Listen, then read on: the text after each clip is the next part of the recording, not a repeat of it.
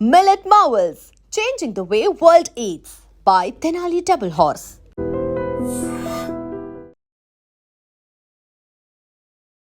నమస్కారం, welcome to I dream. ధర్మ మార్గం విత్ విజిత కార్యక్రమానికి స్వాగతం.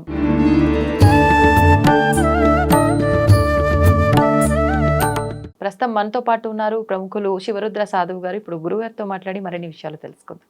నమస్తే అండి. నమస్కారం అమ్మా.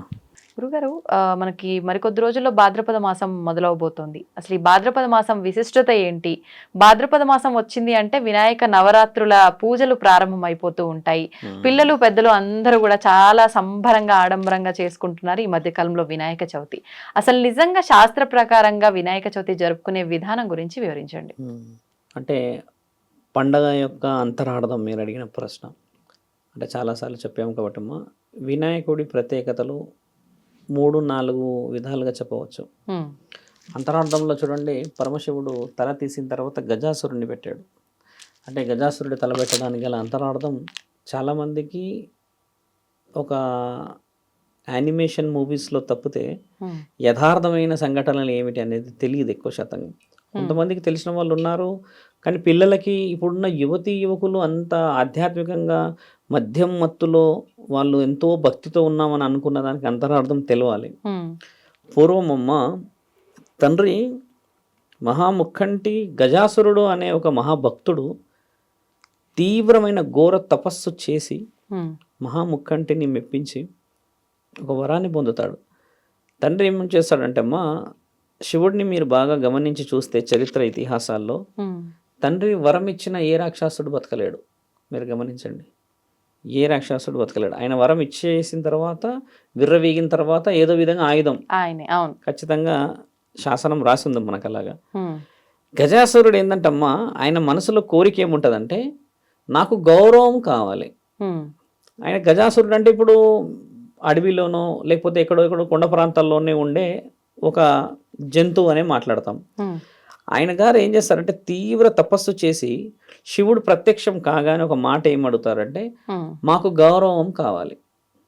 మా గౌరవము ఎలా ఉండాలి అంటే మమ్మల్ని పూజ చేయకుండా, మా మొహము చూడకుండా ఏ జీవరాశి కదలకూడదు అని చెప్పి అడుగుతారు. రెండోది, మీరు ఎప్పటికీ మా గుండెల్లో ఉండాలి అని అంటే అప్పటికి వినాయకుడి ప్రస్తావన రాదమ్మా. కేవలము తండ్రిని అడుగుతాడు, నాకు గౌరవం కావాలి అని. అంటే మరి నీకు గౌరవం ఎలా రావాలి? నీవు సంపాదించుకోవాలి కదా అని అంటే, లేదు, లోకమంతటికి మీరు అధిపతి కాబట్టి మీరు నా గుండెలో ఉంటే నాకు గౌరవం వస్తుంది అన్న ఒక కోరిక కోరుతాడు. కోరితే తండ్రి అంటాడు, గజాసుర, ఆ కోరిక నీవు కోరడం చాలా మంచిది అయినా కూడా నేను నీ గుండెలోకి వచ్చి కూర్చున్న తర్వాత ఏదో ఒక సమయాన నేను బయటికి వచ్చే సమయంలో నీ ప్రాణం పోయే అవకాశం ఉంటుంది అని అంటాడు. అంటే ఈయన ఏమనుకుంటారంటే, నా శరీరంలోకి మీరు వచ్చాక ఇంకా నా ప్రాణం ఎలా పోతుంది? ముఖంటిని అడిగితే తండ్రి భక్తుడు కోరిన కోరికని తీర్చక తప్పదని ఆయన గుండెల్లోకి వెళ్ళేసి ప్రశాంతం కూర్చుంటాడు.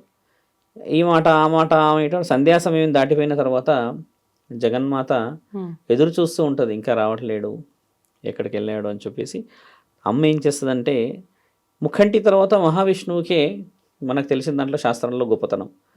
ఆయన గారి దగ్గరికి వెళితే తండ్రి అడ్డుతాడు, ఒక భక్తుడి కోరిక మేరకు తండ్రి గుండెల్లో ఉన్నాడమ్మా, కానీ ఆయనని రప్పించలేము బయటికి.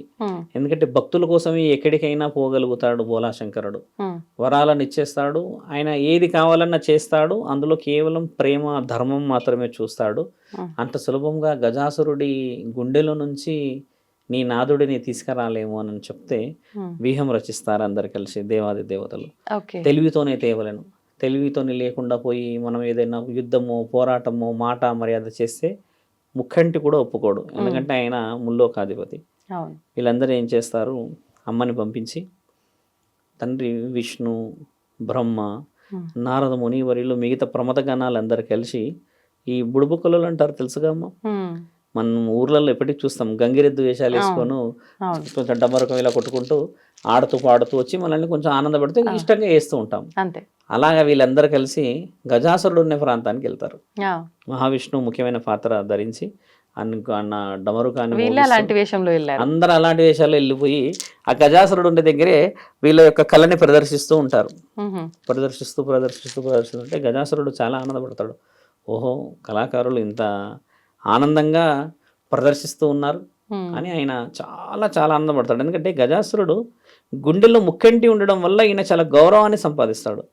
ఆ గౌరవాన్ని సంపాదించి ఆయన గర్వంగా ఆనందంగా ఉన్న ఆ తరుణంలో ఆయనని మైమరిపించి ఒక్కసారి గజాసురుడు ఆనందంగా, నన్ను మీరందరూ చాలా ఆనందపరిచారు కాబట్టి నేను మీకు ఏదైనా ఒక వరం ఇవ్వాలనుకుంటున్నాను, లేదా ఏదైనా మాట నా నుంచి బహుమానం లాగా అన్న పొందాలి అని ఆయన చెప్పినప్పుడు ఈ దేవాది దేవతలందరూ ఏం చేశారంటే ఆనందంగా ఒక మాట మీరు ఏదైనా అడగండి అనగానే మహావిష్ణువు ఏమంటారంటే మీ గుండెలో కొలువై ఉన్న పరమశివుడిని మాతో పంపించండి అని అంటాడు ఒక మాట.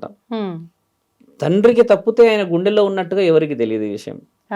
అప్పుడు తండ్రి అనుకుంటాడు వచ్చింది జగత్కారకులు, మహావిష్ణువే వచ్చాడు ఇక్కడికి అని చెప్పేసి అప్పుడు ఆనందంగా ఇచ్చిన మాట తప్పదనగానే గజాసురుడి శరీరంలో నుంచి తండ్రి ఇట్లా బయటికి రావడంతో కోపంగా వస్తాడు.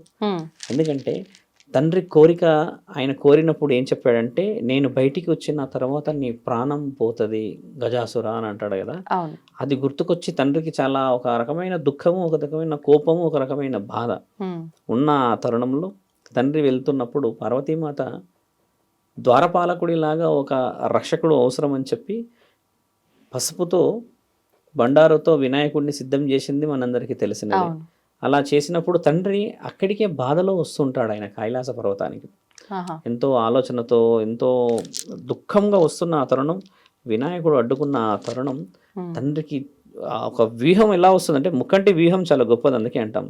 ఈయన అడ్డుకుంటున్నది పార్వతీమాతయ నుంచి వచ్చిన అంశ అయినా కూడా అడ్డుకోవడం నచ్చక తండ్రి ఏం చేస్తాడు, మాట పెరిగి ఆ కోపంలో ఒక్కసారి త్రిశూలాన్ని ఉపయోగించగానే తల లేవడం చేత మిగతా దేవాది దేవతలందరూ వచ్చి చెప్పిన ప్రశ్న ఏంటంటే పార్వతీమాత సృష్టించిన ఆవిర్భావం ద్వారపాలకుడు అయి ఉన్న వినాయకుడు నీకు స్వయాన కొడుకు కాగలడు, కొడుకు యొక్క తలని మీరు అలా తీయడం చేత దాని అంతరార్థం మాకు తెలియరాలేదు అని బ్రహ్మ అడిగినప్పుడు తండ్రి చెప్పిన మాట పార్వతీమాత చాలా గట్టిగా అరుస్తుంది వచ్చి, ఎందుకంటే తల్లి కాబట్టి ఆ ఆవేదన వ్యక్తపరుస్తుంది. నాదా ఇంతటి పని మీరు చేశారు కాబట్టి నాకు నా పుత్రుడే కావాలి అంటే తండ్రి ఏమంటే నీ పుత్రుడు నీకు తిరిగి రాడు, ఒకసారి శరీరం నుంచి వేరైన ఆ తల మళ్ళీ ఆ స్థితికి రాలేదు పార్వతి అని అంటే నాకు నా కొడుకు ఊపిరితో కావాలి, ఆయన ఆటపాటలు, ఆయన ఇంట్లో ఉన్న మర్యాదలు, ఆయన గారాబాన్ని నేను చూడాలి అని అన్నప్పుడు తండ్రి ఏం చేస్తాడు, ప్రమద గణాలకు చెప్తాడు మీరు అందరూ వెళ్ళి తూర్పు దిక్కున తలపెట్టుకొని పడుకోనున్న వ్యక్తిని కానీ ఇంకేదైనా కానీ తీసుకురండి అని అన్నప్పుడు అమ్మ వీళ్ళు వెళ్ళేసి గజాసురుడిని పట్టుకొస్తారు అక్కడ తల తీసి. ఎందుకంటే తండ్రికి మాట ఇచ్చాడు, గజాసురుడు మొదటి కోరిక ఏంటంటే నన్ను పూజించాలి, నన్ను గౌరవించాలి. ఇప్పుడు గజాసురుడిని గౌరవించాలి అని అంటే ఒక ఏనుగుని పూజించేదైతే లేదు కదమ్మా తత్వం మన దగ్గర. కానీ వినాయకుడు తండ్రి కొడుకు అయితే మాత్రం పూజిస్తారు కదా, శివుడు తర్వాత వినాయకుడు. కాబట్టి తండ్రి వ్యూహాత్మకంగా ఆ తలని తీసుకొస్తే మిగతా దేవాది దేవతలు కొంచెం ఆశ్చర్యాన్ని వ్యక్తపరుస్తారు. ఒక ఏనుగు తల, గజాసురుడి తల మానవ శరీరానికి పెట్టడం ఏమిటి, దానివల్ల అంతరార్థాలు ఏంది అన్నప్పుడు పార్వతీమాత తండ్రిని శరణు కోరుతుంది ఒక మాట, ఈ బాలుడి వల్ల ఉపయోగం ఏమిటి అని కోరితే అప్పుడు దేవాది దేవతలు ఒక్కొక్క వరం ఇస్తారు. బారెడు చెవులతో ఉన్న ఈయన గారు విషయాన్ని వినగలడు, మాట అంటే చూడండి తొండం పెద్దగా ఉంటుంది, తర్వాత ఆయన ఈ కనపడదు, అంటే పరిమితమైన మాటలు మాట్లాడి ఎక్కడైతే గజాసురుడి శరీరం వచ్చిన తర్వాత అమ్మాయన గణనాథుడు అయ్యాడు. గణ అంటే ఏందమ్మా గుణాలు, గుణాలు అంటే ఏంది సంస్కారాలు, వాటన్నిటికీ అధిపతి. ఇప్పుడు వినాయకుడి ప్రత్యేకత మీరు అన్నట్టుగా చరిత్ర ఆవిర్భావంలో ఆయన శరీరం ఎలా పుట్టిందో చెప్పాము, కానీ ప్రత్యేకతలు ఇప్పుడు సమాజానికి ఏ విధంగా వచ్చాయి అవి ఇప్పుడు మీరైనా మేమైనా చిన్నదైనా ఒక అడుగు ఇంతైనా తెచ్చుకుంటాం ఇంట్లో. ఆ ప్రత్యేకతలు ఎందుకు భూమండలానికి వచ్చాయనంటే గజాసురుడి కోరిక ఏంటంటమ్మా నన్ను ప్రతి ఒక్కళ్ళు గుర్తుపట్టి పూజించాలి అన్నందుకు సకల కార్యక్రమాలకి కార్యసిద్ధి అవుతాడు. కార్యసిద్ధి కావడానికి గల కారణం ఏంది, బ్రహ్మ వినాయకుడికి ఆ రూపాన్ని చూసి ఎవరు పిల్లలు పెళ్లి చేసుకోవడానికి ఇవ్వరమ్మా, ఇవ్వకపోవడం చేత బ్రహ్మే 2 పుత్రికలని పుట్టించుకొని వాళ్ళ పేరు బుద్ధి సిద్ధి అని పెట్టి తండ్రికి చెప్తాడు, వీళ్ళ ద్వారా మీరు లోకాలని వేలాలి అని అంటాడు. గణపతికి బ్రహ్మపుత్రికలు వాళ్ళు, బుద్ధి సిద్ధి, వాళ్ళిద్దరిని పెళ్లి చేసుకున్న తర్వాత అమ్మ వాళ్ళకి పుట్టిన పిల్లలు శుభం లాభం. ఇప్పుడు శుభం లాభం అనేది మనకి ప్రతి ఒక్కరికి తెలుసు, కానీ ఆ శుభం లాభం అనేది వీళ్ళ కొడుకులే, గణేశుడి కొడుకులు వాళ్ళిద్దరు. ఇప్పుడు అది మనందరికీ తెలిసిందే, కానీ అది ఇదే అని ఎవరికి తెలియదు. అంటే మన చరిత్ర చాలా గొప్పదని ఎందుకు చెప్తున్నట్టమ్మా, బుద్ధి సిద్ధి అంటేనేమో వినాయకుడికి తోడైన వాళ్ళు, ఆయనని కొలిచిన వాళ్ళు ఎవరైతే ఉంటారో, ఇప్పుడు వ్యాపారం కార్యం, ఈ కార్యంలో ఉండేది పిల్లలు, కార్యాన్ని చేయించేది వినాయకుడు, కార్యానికి బలాన్ని వ్యాపారానికి అభివృద్ధి చేసేది భార్యలు. అందుకు కాబట్టి ఆయన గారి వల్ల మనకి 4 లాభాలు కలిసి వస్తాయి, బుద్ధి సిద్ధి శుభం లాభం. ఇలా రావడం చేత వినాయకుడికి మొదటి పూజ అందుకోవడానికి కారణం ఏంటంటే, శివుడంతటి గొప్పతనం రావాలి అని చెప్పి శివుడి ద్వారా జరిగిన అమర్యాద, ఒక విధంగా చెప్పాలంటే తండ్రి కొడుకుని తల తీయడం అనేది అమర్యాద కదమ్మా, ఆ అమర్యాదకి పూర్తి అవగాహన, పూర్తి ఒక భక్తితత్వం రావాలి అని అంటే ముక్కంటి కంటి ముందు ఆయన కన్నా కొడుకుని పూజించాలనేది శాస్త్రీయత. ఎందుకంటే అప్పుడే ఆయన మనశ్శాంతిస్తాడు. తర్వాత ఇంకొక విషయం చాలా మంది తెలుసుకోవాల్సింది ఏంటంటమ్మా, వినాయకుడి ప్రత్యేకతలు మాట్లాడితే శరీరంలో ఒక్కొక్క వివరణ ఒక్కొక్క విధంగా అందించారు. ఇప్పుడు ఆయనకి చెవులు పెద్దగా ఉండడం చేత మనం తెలుసుకోవాల్సిన ఏమిటంటే, వినాలి విషయాన్ని రూపాన్ని బట్టి మాటలు. మనం చూడండి, అవతల వ్యక్తిని మాట్లాడనీయకుండానే మనము సంభాషణ మధ్యలో అడ్డుకొని ఇబ్బంది పెడతాం కదా, అలా కాకుండా పెద్ద చెవులు ఉన్న వాడి ద్వారా తెలుసుకోవాల్సింది ఏంటంటే విషయం వినాలి. ఈ ఇక్కడికి వచ్చేవరకు ఏంటంటమ్మా, ఆయన గారి మాట్లాడే పద్ధతికి ఆ మొహం కింది భాగంలో ఏమంటారంటే, ఈ మూతి భాగం చిన్నగా ఉంటుంది, అంటే నువ్వు మితముగా మాట్లాడాలి. ఆయుధాలు చూడండి, తండ్రి చేతిలో ఉండేటి అన్ని ఎక్కువ శాతం గమనిస్తామా, ఎవరి మీద ప్రయోగించిన ఆయుధాలు ఉండవు ఆయన చేతిలో. గమనిస్తేమ్మా, ఎలాగ మూషిక వాహనుడు ఆయన వాహనం అని మనము చాలా తక్కువ చూస్తాం, కానీ మూషిక వాహనుడు యాక్చువల్లీ ఆయన రాక్షసుడు. ఆ రాక్షసుడు విర్రవీగుతూ ఉంటే పక్క రాజ్యంలో ఆ నోట ఈ నోట తండ్రికి ఆ విషయం అందినప్పుడు ఈయన గారే వెళ్ళి ఆయన గారిని అంతం చేస్తే, ఆయన గారు అంటారు మొదటి ప్రశ్న, అంత రాజ్యాన్ని అంతా మీరు నాశనం పట్టించేశారు, మరి ఇప్పుడు నన్ను ఎవరు ఏలుకోవాలి అని అంటే తండ్రి అంటాడు, నీవు నా వాహనమై ఉండాలి అని అన్నప్పుడు తండ్రి దాని మీద పోయినట్టు ఎక్కడ ఉండదు, వాహనదారుడు అంతే, పక్కన ఉంటాడు. చిన్న చిన్న విషయాలకు వినాయక చవితికి ముందు ఇంట్లోకి ఎలుకలు వస్తే శుభసూచకం అని చెప్పి పెద్దలు ఉంటారు, మీకు తెలుసో తెలియకపోయి ఉండొచ్చు. ఎలుకలు వస్తే ఎందుకు వచ్చిందంటే తండ్రి వస్తున్నాడు కదా, వాహనం వచ్చింది. కొంచెం పెద్ద వ్యక్తులు అంటారు, అంటే కొంచెం ఓల్డ్ ఉన్న వాళ్ళు అంటారు. అది వచ్చినప్పుడు మన వాళ్ళు ఏం చేస్తారంటే, కొంతమంది అదేదో పెట్టి అదే పెట్టి చంపేస్తారు. కానీ యాక్చువల్లీ ఏంటంటే ఆ దుస్తులు పాడు చేస్తుందన్న ఉద్దేశమే. మొదటి శుభసూచకము అందరి ఇంట్లోకి రాదమ్మా ఎలుక, మీరు అది కూడా గమనించాలి. ఇప్పుడు అందరి ఇంట్లలోకి రాదు, వినాయకుడు కూడా అందరి ఇంట్లలో ఉంటాడు, కానీ బలం అందరికీ ఉండదు, అది గమనించాలి. తండ్రి వచ్చే ముందు కొన్ని సూచికలు అలా జరిగితే, కొందరి కళలో లడ్డు కనబడుతుంది, ఇంత భారీగా కనబడింది స్వామి అంటారు లడ్డు. చాలా మంది మన వాళ్ళు భ్రమపడతారు తిరుపతి లడ్డు అని. ఈ మీరు అన్నారు ఇందాక భాద్రపద మాసం అని అన్నప్పుడు ఈ సమయంలో వచ్చేది గణనాథుడే కాబట్టి ఆయన గారి వివరణలకి ఆ ఇంట్లో కొడుకు పుడితేనో లేకపోతే ఇంకేదైనా జరుగుతేనో మనం కోరుకున్న కోరికకి ఆయన నిదర్శనం ఇచ్చి వెళ్తున్న వాళ్ళ ఇంట్లో పూజలు అందుకుంటారు. ఇప్పుడు ఒక విగ్రహాన్ని ఒకే అడుగు ఎందుకు పెట్టాలి? యాక్చువల్లీ వినాయకుడిని పెట్టేది కూడా ఒకే అడిగే, ఈ బారెడ్లు పెట్టేది ఎక్కడ లేదు మన దగ్గర, అది మన భక్తితో పెట్టుకుంటున్నాం. ఆయన గారిని పెట్టడానికి గల అంతరార్థం ఏంటంటమ్మా, గజాసురుడు కోరిన కోరికలో నన్ను ప్రతి ఇంట్లో పూజించాలి, పూజించిన తర్వాత మేము మళ్ళీ తిరిగి ఇక్కడికి చేరాలి అంటే తండ్రి గౌరవం ఏందనంటే, పరమశివుడు పార్వతీమాత ఎక్కడైనా కూర్చున్నప్పుడు గమనించండి అమ్మా, విగ్రహంలో ఇద్దరే ఉంటారు, కానీ మీరు ఈ ఒక నియమంతో గమనించి చూస్తే ఆ పటంలో 3 ఉంటారు. తండ్రి నెత్తిలో గంగమ్మ కూర్చుంటుంది, తర్వాత 2 భార్యాభర్తలు, అంటే తండ్రి 2 అమ్మలతో కూర్చొని ఉంటాడు. ఇక్కడ అమ్మ గంగామాత తండ్రికి తలపై ఉండడం చేత అందరూ పూజించిన ఈ నవరాత్రులు ఏతుంటదమ్మా అంటే 9 గ్రహాలు మన దగ్గర అధిపతి, అంటే 9 గ్రహాలని ఈయన చుట్టి వస్తూ ఉంటాడు. ఎలా చుట్టొస్తాడు? దానికి అర్థం ఏందనంటే, గణపతి ఎలా చుట్టొస్తాడు? ఒకప్పుడు పరీక్ష జరుగుతుంది అన్నదమ్ముల మధ్యలో, మనందరికీ తెలిసినదే. ఆయన గారేమో నెమలి మీద దేశాటనకి బయలుదేరితే తండ్రి ఏం చేస్తాడు, పార్వతీమాత మరియు శంకరుడి చుట్టూరుగానే తిరిగి తల్లిదండ్రులకు మించిన గొప్ప నీతి లేదు అని చెప్పేసి ఒక గౌరవాన్ని పొందాడు. అవును. అప్పుడు వాళ్ళందరూ ఏం చేస్తారంటమ్మా, మిగతా దేవాది దేవతలు ఆ ఆనందాన్ని మిగతా ప్రపంచం మొత్తం తెలిసేలా చేయాలని చెప్పేసి వినాయకుడి ఒడిలో కూర్చున్న చిత్రపటం ఇంట్లో ఉండాలి అంటారు. పార్వతీమాత ఇలా ఉన్నప్పుడే మీరు ఎక్కువ శాతంగా చూడండి, అమ్మ మీదనో తండ్రి మీద కూర్చున్న చిత్రపటాలు ఉండాలంటారు. ఎందుకంటే తల్లిదండ్రులకి పరమాత్ముడు ఇచ్చిన మొట్టమొదటి సైన్ అదే. ఎక్కడికి పోయినా గౌరవం. వినాయకుడు అంతటి వాడే తల్లిదండ్రులని గౌరవిస్తుంటే మానవ శరీరాలను ఎత్తిన మనం ఈరోజు తల్లిదండ్రుల్ని తంతున్నాం. అంటే విలువలు చరిత్రలో తప్పు లేదు, మనం పాటించేది రాను రాను తగ్గింది కదమ్మా. ఇలా ఒక నిర్ణయం. గంగార్పణం చేయడానికి గల ముఖ్యమైన కారణం ఏంటంటమ్మా, ఆయన గారు కిందికి వచ్చి ఓ పట్టాన పైకి పోలేడు కాబట్టి తండ్రిని మనం గంగలో ఆ నిమజ్జన కార్యక్రమాలు చేసిన తర్వాత గంగమ్మ ఒడిలోకి తీసుకుంటుంది, తండ్రి నెట్టిలో నుంచి తలలో నుంచి తీసుకొని పార్వతీమాతకు అప్పచెప్తుంది. అప్పుడు అక్కడ మళ్ళీ ఎంతమంది అయ్యారు? 4 అయ్యారు. ఇది నిమజ్జన కార్యక్రమంలో 9 అనే విషయం ఎందుకు మాట్లాడుతున్నట్టమ్మా, మన దగ్గర 9 మీదనే ప్రపంచం ముఖ్యంగా ఉన్నది. మరోసారి మీకు చెప్తాను నేను, 9 సంఖ్య మీదే ప్రపంచం ఉంది. నవగ్రహాలు ఉన్నాయి, ధాన్యాలు ఉన్నాయి, నవరసాలు ఉన్నాయి, మళ్ళీ ఏమంటారమ్మా నవరంధ్రాలు ఉన్నాయి.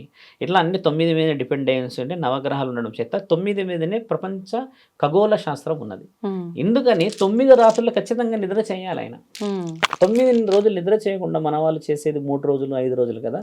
అంటే మన వాళ్ళు ఆఫీస్ షెడ్యూల్స్ ఇంకేదో షెడ్యూల్స్ బిజీ ఉండడం చేత అలా చేస్తారు. కానీ వినాయకుడి యొక్క నవరాత్రులు 9 కూర్చోపెడితే పరిపూర్ణమైన పూజకి ఫలితం ఇచ్చి వెళ్తాడు ఆయన.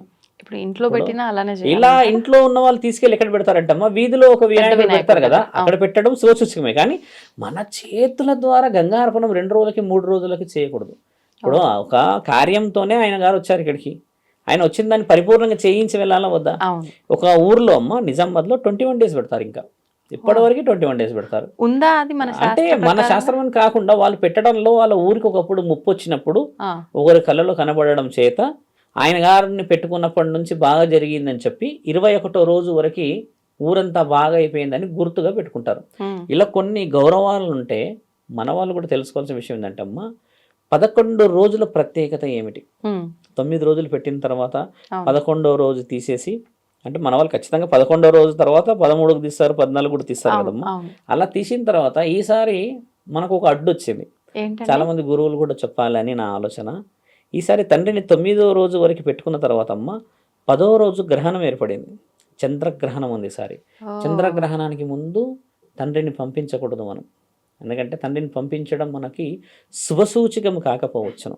ఎందుకంటే 9 ఎప్పుడైనా గ్రహణం అయిపోయిన తర్వాత ఇప్పుడు పట్టు విడుపు ఉంటుందమ్మా. ఇప్పుడు పట్టు కాలంలో తండ్రిని మనము ఖచ్చితంగా పెట్టుకోవాలి. ఎందుకంటే ఆయన ముమ్మాటికి మేల్కొని ఉండి అన్ని రక్షణలో, ఇప్పుడు దేవాలయాలన్నీ మూసుంటాయి తల్లి, ఇంకేదో ఉంటాయి. కానీ ఈసారి అదృష్టం చూడండి, తండ్రి వచ్చే సమయానికి ఆయనకు అడ్డు ఏం లేదు. ఎందుకంటే సకల కార్యక్రమాలకి వచ్చాడు కాబట్టి గ్రహణం అనేది అడ్డుపడకపోవచ్చును. కాబట్టి ఆయన ఉండి మనల్ని మంచిగా చూసుకోవాలి. కాబట్టి అమ్మ 10వ రోజు గ్రహణం ఉండి మళ్ళీ ఆ రోజు కూడా మీరు గమనించాల్సిన విషయం ఏంటంటమ్మా, ఆ రోజు పురన్మాసి ఉంది, పౌర్ణమి. పురన్మాసి అంటే పౌర్ణమి ఉంది, గ్రహణం ఉండడం చేత విడుపు కాలం అయినాక నిమజ్జన కార్యక్రమాలు చేసుకుంటే శుభసూచకం.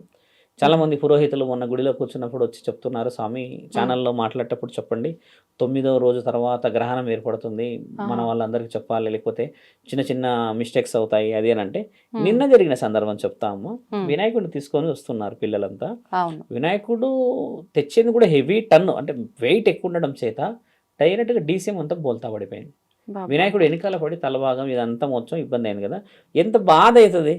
ఇలాంటి కొన్ని అవాంఛనీయతలు రాకూడదు. మళ్ళీ ఇప్పుడు పూణేలో కరెంట్ షాట్ వచ్చింది మొన్న రీసెంట్గా. ఈ కరెంట్ షాట్లు ఆ షాట్లు ఈ షాట్లు రావడం వల్ల ఏమవుతుంది అంటే వినాయకుడిని నేరుగా తిట్టేస్తాం మనం. దేవుడే ఉంటే అవుతుందా? ఇలాంటివి చేయడం కూడా ముందు పరమాత్ముడు చెప్పేది ఏంటంటే ఒక నిర్దిష్టమైన నిర్ణయం అవసరం. బరువు, చుట్టుపక్కల కరెంట్ కానీ, చుట్టుపక్కల వాతావరణం కానీ, పెద్ద మనుషులు ఉండాలి తల్లి. అంటే చిన్న చిన్న చిన్న చిన్న చిన్న చిన్నగా ఉండడం చేతందంటే నెక్స్ట్ జరిగేది మనం ఆలోచించాలి, చేయకపోతాం. ఇంకోటి ఏంటంటే మా ఎక్కువ శాతం గమనించండి, ఈ మద్యం ఈ తాగి ఉండడం చేత ఏమవుతుంది, ఎక్కువ శాతం మంది పిల్లలు కేవలం అక్కడ ఆ సౌండ్ సిస్టమే వినబడుతుంది వాళ్ళకి. ఆ ఆట, ఆ ఆనందం, ఆ ఏమంటారు ఎంజాయ్మెంటే కనబడడం చేత భక్తి తత్వం తగ్గిపోతుంది. ఇప్పుడు వినాయకుడు వచ్చేదేమో మనకు బాగు చేయాలని, మనమేమో మన ఆరోగ్యంతో పాటు అన్నీ పాడు చేసుకొని ఆయనను పంపిస్తాం. అలా వెళ్తాడు ఆయనకైనా వెళ్ళాలనిపిస్తుందా? ఆయనను ఒక ప్రశాంతమైన వాతావరణంలో ప్రశాంతమైన ఆలోచన బుద్ధి సిద్ధి అని అంటే అమ్మ పిల్లల్ని కూర్చోపెట్టి సరస్వతి హోమం చేయించేసి వాళ్ళందరికీ పెన్సిల్ కానీ పలకలు కానీ ఇంకేదో ఇచ్చే కార్యక్రమం ఎంత బాగుంటుంది అంటే ఇది వినాయకుడికే చెందుతుంది. సరస్వతి మాత తర్వాత ఆ పూజలని అందుకునే ఒకే ఒక్క దేవుడు వినాయకుడు. ఎందుకంటే స్వయాన వాళ్ళ పిల్లలు ఈయన గారికి భార్య, ఇద్దరు భార్యలు, మళ్ళీ వాళ్ళకు పుట్టింది శుభం లాభం కాబట్టి వినాయకుడికి చెందుతుంది. తర్వాత మనము ఇప్పుడు వాయనాలు ఇచ్చుకునే కార్యక్రమాలు ఆయన గారికి ఇవ్వాలి. ఎందుకు వాయనా కార్యక్రమాలు అంటే ఆయన మాస్టర్ అప్రూవల్ పర్సనాలిటీ.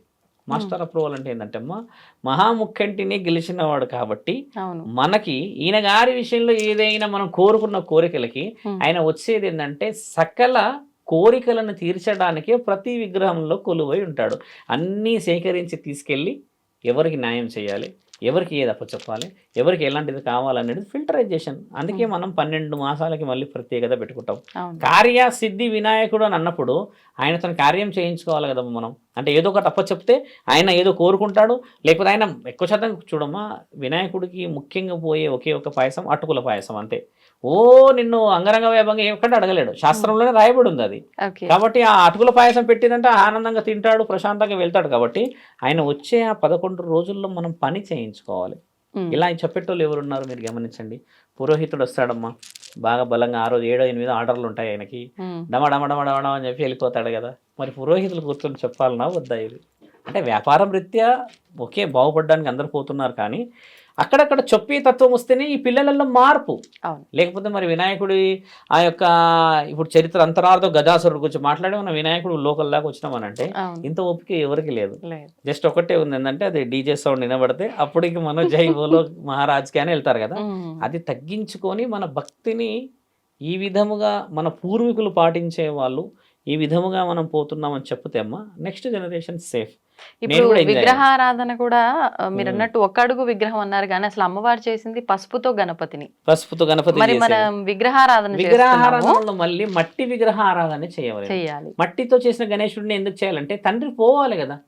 ఇప్పుడు సిరామిక్ కోటింగ్ కలరింగ్ వేస్తే అమ్మ తండ్రి ఆ ఇనుముతో ఉన్న వాటిదల్లో ఆయన ఇరుక్కుపోయి ఉంటాడు అక్కడ ఆ నీళ్ళల్లో. మీరు గమనించండి, ఇప్పుడు మీరు నిమజ్జనం చేశారు ముందు ఒక లారీలో, నేను ఇంకొక లారీలో 2-3 గంటల తర్వాత వచ్చాను కమ్మా. మీ గణేశుడు ఆ నీళ్ళల్లో ఒక కన్ను మునిగిపోయి ఇంకో కన్నుతో చూస్తూనే ఉంటాడు. ఎంత బాధాకరం. తండ్రి మునగడు. హెవీ వెయిట్ల వల్ల వందల గణేశులు అక్కడ ఉంటారు. అదే మట్టితో ఉంటే ఏమవుతుందంటే అమ్మా లోపలికి పోయిన తర్వాత ఒక ½ అవర్ టు మ్యాక్స్ ఒక 1 అవర్లో కరిగిపోవడం చేత తండ్రి పరిపూర్ణంగా పైకి చేరుతాడు. దీని అంతరార్థం అది. ఈ రోజు నువ్వు ఆనందానికి చేసేసుకుంటా పోయిందంటే అమ్మా ఆనందం మంచిదే, డబ్బులు ఉన్నాయి కదా అని పండగ చేసుకోకూడదమ్మా. పండగ చేసుకుంటే అందరికీ డబ్బులు రావాలి, అందరూ సుభిక్షంగా ఉండాలి, ఇదే ఆయన అంతరార్థం. కాబట్టి వినాయకుడి యొక్క విశేష వివరణలు ప్రతి కుటుంబానికి చేరాలి. ఆయన గారి విషయాలు చెప్పుకుంటూ పోతే చాలా వస్తాయి. కాబట్టి పత్రి గురించి కూడా 2 మాటలు. అంటే ఇప్పుడు అలా కాకుండా అమ్మా ఇప్పుడు జనరల్ గా మన వాళ్ళు పూజించే వస్తువులు 21 రకాలు పెడతారు. ఇప్పుడు పత్తి అనే దాంట్లో పత్తి గురించి మాట్లాడితే వెరీ లెస్ వెయిట్ అంటే మీకు అర్థమైందా? ఆయన ఎందుకు ఆశిస్తాడు? ఆయన ఎక్కడి నుంచి వచ్చాడు? మొదట అంతరార్థం తీసుకోండి. మొదట నేను మీకు చెప్పినప్పుడు గజాసురుడు వచ్చేది ఎక్కడి నుంచి? అడవి నుంచి. కాబట్టి అడవిలో నుంచి వచ్చిన ప్రతి వస్తువు కోరుకుంటాడు ఆయన. ఇప్పుడు మీరన్న అటుకుల పాయసమే నేను ఎందుకు చెప్పినానంటే అమ్మా బంగారంతో కానీ వెండితో కానీ తర్వాత ఇంకేదైనా పదార్థాలతో కానీ అందులో వేసే పాయసాన్ని తింటాడు, కానీ పాత్రల్ని కాదు. ఇప్పుడు నేను చెప్పిన విషయం అది గమనించాలని చెప్పాను. ఎందుకంటే తండ్రి అడవి నుంచి వచ్చిన మనిషి కాబట్టి గజాసురుడి కోరిక మేరకు. ఇంకొక మహాముఖ్యమైన విషయం గమనించాలి, శివుడి యొక్క నిల్చున్న చిత్రపటాన్ని మీరు గమనిస్తే ఇలా ఎడమ నుంచి కుడి వైపుకు గజాసురుడి చర్మమే ఉంటుంది. ఆ భక్తి అంత గొప్పది. తండ్రికి నచ్చిన భక్తుడు గజాసురుడు కాబట్టి తండ్రి ఆయనను వదిలిపెట్టుకోలేడు. ఇలా ఎడమ నుంచి గమనించండి, ఇలా ఉంటుంది పంచ, అది వచ్చేసి ఏనుగు చర్మమే ఉంటుంది. కుడి నుంచి వచ్చి చూడండి పులి చర్మం ఉంటుంది. 2 చర్మాలు కలిసి ఉంటాయి. అలాంటి ఉన్నదే తండ్రి ఓల్డ్ పటాలలో చూడండి, ఇప్పుడు పటాలలో వేరు, కానీ పాత చిత్రపటాలలో చూడండి శివుడికి ఏనుగు చర్మము పులి చర్మమే ఉంటుంది శరీరం. అలా తండ్రి ఇచ్చిన గౌరవాన్ని కొడుకు నిలబెట్టుకున్నాడు. కాబట్టి తండ్రి కొడుకుల యొక్క పండగ ఈరోజు జగత్తు మొత్తం, మన దగ్గరే కాదు, ఇది నేషనల్ వైజ్ ఇంటర్నేషనల్ వైడ్గా కూడా జరిగే భక్తులు ఉన్నారు. 476 ఇన్సూరెన్స్ చేయించారంట నిన్న ఒక గణేశుడికి. 476 కోట్ల ఇన్సూరెన్స్ ఎందుకు చేయించారు? గణేశుడికి విగ్రహం 11కో 12 రోజులకు పంపుతాంగా. పంపించిన ఆయనతో నువ్వు ఇన్సూరెన్స్ ఏం పని అని అంటే ఆ. అక్కడ ఉన్న ఒక యజమాని ఏం చెప్తున్నానంటే ఈ ఈ పండగ వాతావరణంలో ఎలక్ట్రిక్ కానీ ఇంకేదైనా వస్తువు లేదు కానీ దీంట్లో భాగస్వామ్యం తీసుకున్న వాళ్ళకి కానీ ఎవరికైనా ఏదైనా ప్రమాదాలు జరిగితే ఉమ్, తండ్రి పేరు మీద 476 కోట్లు ఉన్నాయి వాళ్ళ కుటుంబాలను కాపాడడానికని 3 సంవత్సరాల నుంచి చేస్తున్నారంట. ఉమ్. అదృష్టం ఏంటంటమ్మా ఇంతవరకు అక్కడ ఏం జరగలేదు. కానీ చాలా మంచి ఆలోచన. 476 కోట్లు అంటే చిన్న మాట నా తల్లి, ఎన్ని కుటుంబాలు నిలబడచ్చు. ఆయన స్టేట్మెంట్ ఇచ్చారు కూడా. అలా ఎందుకు ఇచ్చారు అని అంటే వాళ్ళ మీద ఎంతెంత నమ్మకంతోని, దట్ ఈస్ బిగ్గెస్ట్ అండ్ అంటే అన్నిటికంటే వర్తబుల్ గణేష్ అదొకటే అమ్మ ఉమ్, పూణేలో. అదే దాని తర్వాత మిగతా ఫస్ట్ గణేశుడు 476 కోట్ల ఇన్సూరెన్స్ ఉన్న గణేశుడు. ఓకే. చూసారా, విగ్రహంలో దేవుడు లేకపోతే ఇన్సూరెన్స్ ఉంటుందా? కాబట్టి ఆ భక్తి మన దగ్గర అమాయకంగా అయినా ఉమ్, నిజంగా అయినా అబద్ధంగా అయినా మన శరీరంలోకి వచ్చేసింది. కాబట్టి మద్యం తాగి మత్తులో ఉండి దాన్ని దూరం చేయకండి అంటున్నాం. అవును. డీజే సౌండ్లు వీధుల్లో కాదు పెట్టేది, రోడ్డు పైన పెట్టాలి. వీధుల్లో పెట్టుకోవడం వల్ల ఏమవుతుందంటే అమ్మా కొంచెం హార్ట్ స్ట్రోక్ ఉన్న వాళ్ళు, చిన్న పిల్లలు, వీళ్ళకి డిస్టర్బెన్స్, Correct. డమా డమా డమా అన్నది. అదే నువ్వు రోడ్డు పైకి వస్తే నీకు ఎవాపరేషన్ అంటే గాలి వాతావరణం ఉండడం చేత సౌండ్ ఎక్కువ కొంచెం ఇబ్బంది కంట్రోల్కి అనిపించదు. వస్తుంది. ఇవన్నీ పాటించాలి. ఇప్పుడు పోలీస్ అధికారులు కూడా ఎన్ని చర్యలు చెప్పినా మన జరిగేవి డీజే సౌండ్ జరుగుతూనే ఉన్నాయి. మాత్రం తగ్గదు. అవును. కాకపోతే కొంచెం ఆలోచన చేసుకోవాలని చెప్పి ప్రేక్షకులందరికీ వినాయక చవితి శుభాకాంక్షలమ్మా. థ్యాంక్ యూ అండి. మీకు కూడా వినాయక చవితి శుభాకాంక్షలు. ధన్యవాదాలు. దీన్ని తవ్వండి, తవ్వుతూనే శివలింగం. పరమాత్మకు జీవా సరే దాన్ని అట్లా కప్పేసేయండి, చూపించదండి. Krishna is there. మూర్తి పూజ కాదు, సాక్షాత్ బ్రజేంద్ర నందన భగవాన్ ఉన్నారు మూర్తిలో. ఏమీ ఆశించకుండా ఆరాధించే వాళ్ళు కూడా ఉన్నారా ప్రభుజీ? నిజమైన భక్తి అంటే మనకు తెలియదు కాబట్టి